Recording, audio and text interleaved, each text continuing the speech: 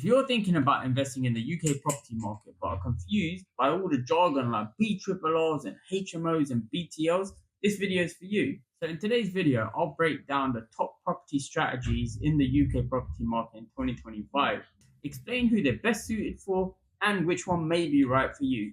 So if you're a beginner investor or you're looking to add to your portfolio, stick around. Let's start with this. Why invest in property at all?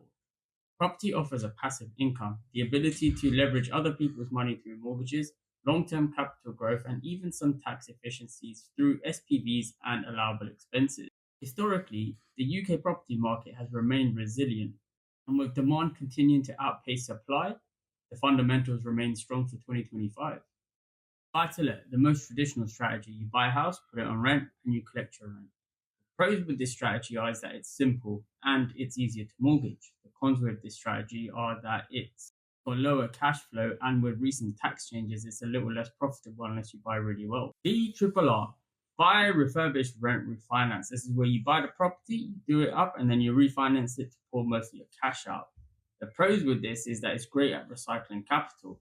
The cons, however, with this strategy are that you need a solid refurb contact and patience. Rent to rent is when you're controlling a property without actually owning it. So you go to a landlord and you rent it from them, and then you rent it to tenants yourself. The pro with this is that it's low upfront cost. However, the cons with it is that you need to have strong systems and compliance in place. HMO, houses in multiple occupation. One house, multiple tenants, higher rent. The pros with this is strong cash flow. The cons, however, is more management, licensing, and regulation. Lease options, secure a property now and buy it later. Pros, control without big deposits.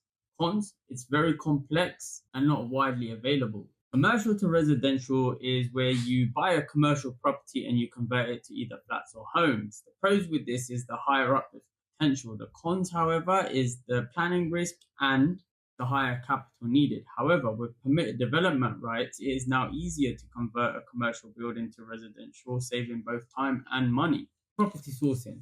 Don't want to buy right now? Make money by finding deals for other people. The pros with this is that it's quick cash flow. The cons, however, is that you need to know your numbers and you need to make sure you stay compliant. So how do you decide what's right for you? Let's start with your resources. How much knowledge do you have? How much capital do you have to invest? How hands-on do you want to be? For example, if you've got time but don't have funds, you could look at doing rent-to-rent or even property sourcing. But if you've got the capital, you could look at BRRR or C2R and scale faster. Here's a quick roadmap to get you started. Decide which strategy you're going with. Register a company on Companies House. If you need funding, speak to a broker. Build your power team, so a solicitor, a sourcer, and a builder. And finally, stay compliant, especially if you're property sourcing or doing rent to rent. Remember, it's not about knowing everything right now. It's about learning as you go on. Property changed my life, and it can change yours too. If you got value from this video, give it a like, a comment, and don't forget to subscribe for more weekly content on investing in 2025 and beyond. If you've got a question, drop it below. If not, DM me on Instagram. It's Kamaz_in_property. I always reply.